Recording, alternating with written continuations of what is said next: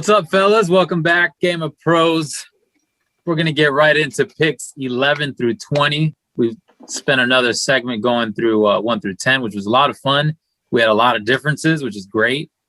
And for anyone out there, all those so-called experts and whatnot, telling all of us podcasters to stop pretending we know how to watch film and stuff, screw you. We're not going to stop. We're having a lot of fun. So, having said that, let's get started with the 11th pick, New York Giants. We watched and lost to them twice last year by the slimmest of margins. Very strong defense, questionable offensive talent, but they went out and got Kenny Galladay. Mike, you have them beefing up their offensive line, as actually both of you. Tell me why. Yeah, so I had them taking Rashawn Slater at 11 overall.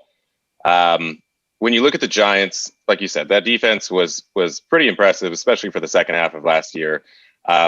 They were mocked at a few other places to take a receiver, but you look at their receiving core right now. They've got Kenny Galladay, they have Darius Slayton, Sterling Shepard. They just signed John Ross. They have Evan Ingram, who's one of the better pass catching tight ends in the league. And assuming that Saquon is healthy, he's also a receiving threat. What they don't have is a great line. Probably their most reliable tackle right now, I would say, is Nate Solder. Nate Solder opted out last season, and he was not great in 2019. So I think that they're in a little bit of trouble offensive tackle-wise. That's definitely a spot where they can improve and get Daniel Jones the protection that he's going to need.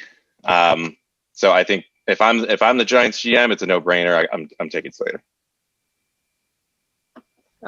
Yeah, I agree. And I'm glad that you mentioned that they did beat us 2 times last year, because that's kind of the reason why I picked Slater to go to the Giants.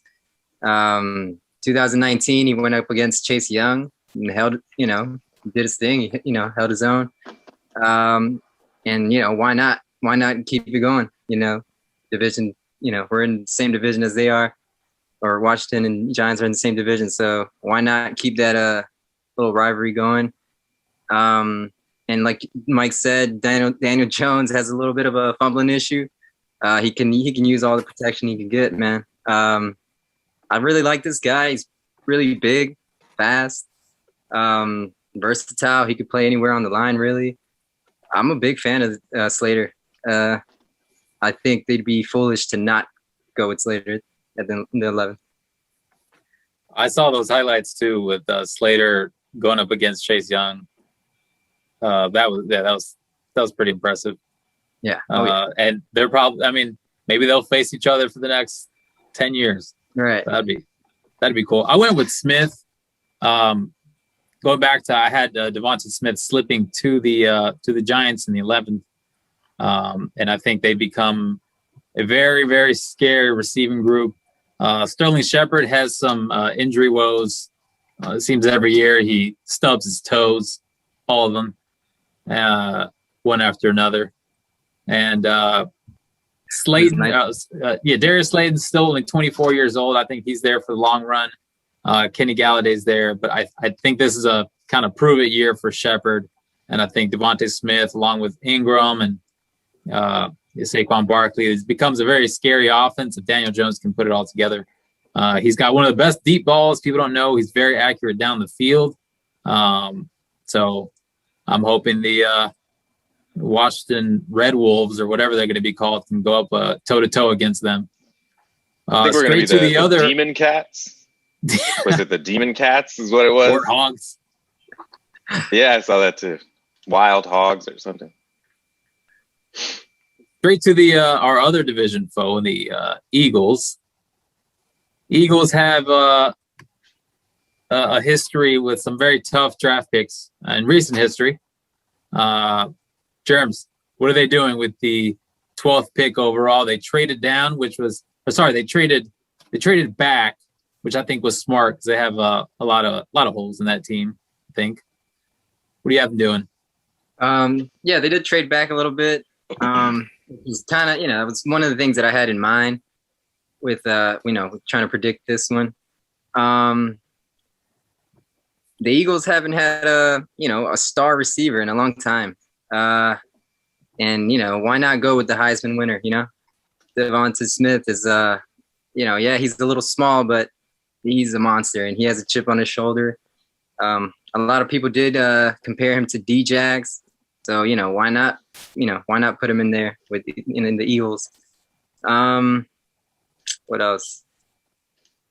With the whole, them getting, pushing back, I guess, their pick. You're still getting, my first receiver is Chase, was Chase, but, Smith is up there too, and it's, you're still getting, you're still possibly getting the best receiver, we don't know yet. Yeah. That's why I think it was smart that they went, they traded a few picks back and built up their assets a little bit. Yeah. Mike, you have another Alabama receiver going to the Eagles? I do. I had Jalen Waddle. I agree. I think that I said it in the last time that we were recording. It's tough for me between Waddle and Smith. I like both of their games. I think Smith is a little more proven, but Waddle, the skill set on Waddle and the promise, I guess the ceiling is really enticing. So if I'm the Eagles, I'm taking Waddle. You look at the rest of their receiving core, and it's really just not there. They do have the great JJ Arcega-Whiteside, but outside of that, it's a little thin. You got Jalen Reagor, Travis Fulgham, Greg Ward. Jalen Reagor really disappointed last year, but it's also about who's throwing to him. So right. We'll see how it goes. They have a lot of holes to fill on defense as well. But to me, I think the Eagles are a multi-year project. That's why I like that they traded back. They're building up assets. They got a first for next year. They're gonna have to start from the bottom. Well, it's because you mentioned Reagor and Whiteside. Those are kind of infamous, draft picks in the last 2 years. Whiteside was the second rounder, but when you looked at the receivers that went right after him, it's like, what? Who's Roseman over there? It's not. What is he doing?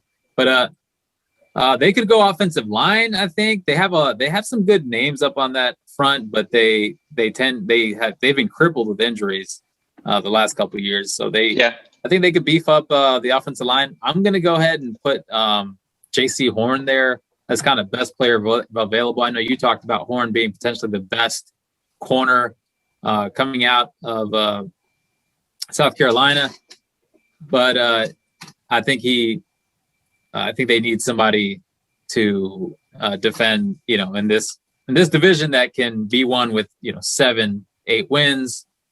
I think he's kind of best player available right there. If Smith does fall, I can see it. If Waddle falls, he sees it. In my scenario, both those guys are gone.